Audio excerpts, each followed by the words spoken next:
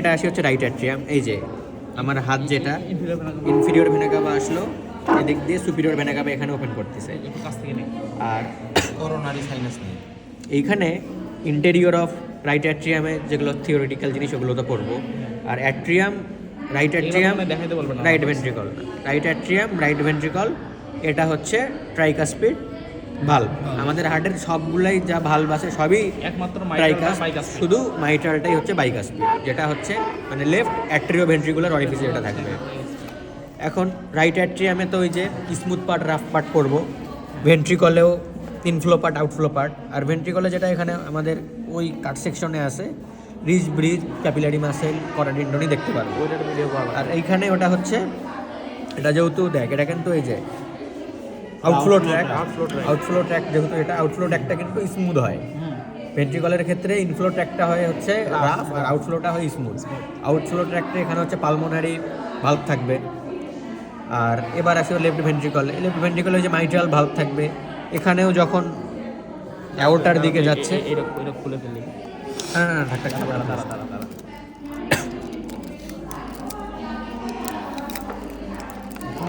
আমি নাইছি।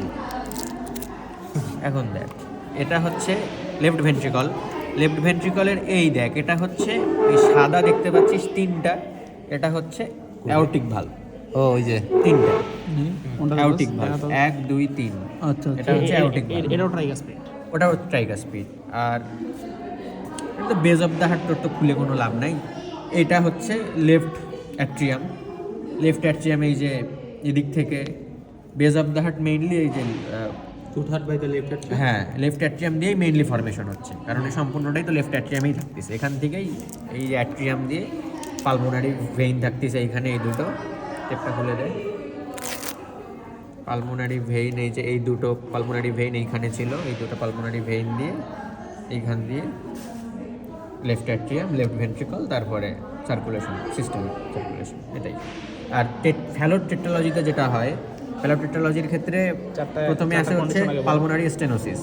Pulmonary stenosis হয় কি, রাইট ভেন্ট্রিকল থেকে পালমোনারি ট্রাঙ্কটা ন্যারোয়ার হয়ে যায়, তখন রাইট ভেন্ট্রিকল খুব বেশি বেশি প্রেশার পায়, ওই কারণে রাইট ভেন্ট্রিকুলার হাইপারট্রফি হয়। দুইটা হইল, আর একটা হইতে পারে অ্যাওর্টা ওভার রাইডিং অথবা interventricular septal defect. Interventricular septal defect হইলে হবে কি, লেফট ভেন্ট্রিকল থেকে ব্লাড আসবে রাইট ভেন্ট্রিকলে, আসে এইখানে রাইট ভেন্ট্রিকলের অ্যাক্টিভিটিটা বাড়াই দিবে, যার কারণেও রাইট ভেন্ট্রিকুলার হাইপারট্রফি হবে। আবার অ্যাওর্টা ওভার রাইডিং হইলে কি, আমরা জানি কি তোর হচ্ছে অ্যাওর্টা দিয়ে অক্সিজেনেটেড ব্লাড যায়, মানে অ্যাওর্টা তোর হচ্ছে বের হবে লেফট ভেন্ট্রিকল থেকে, কিন্তু অ্যাওর্টা যখন ওভার রাইডিং হয়, অ্যাওর্টা দুই ভেন্ট্রিকল থেকেই ব্লাড পায়, ওইটাকে বলা হচ্ছে অ্যাওর্টা ওভার রাইডিং। এই চারটাকে বলা হচ্ছে ফ্যালোর টেট্রালজি। সেপ্টামগুলো দেখা যায় নাকি এখানে দেখতো?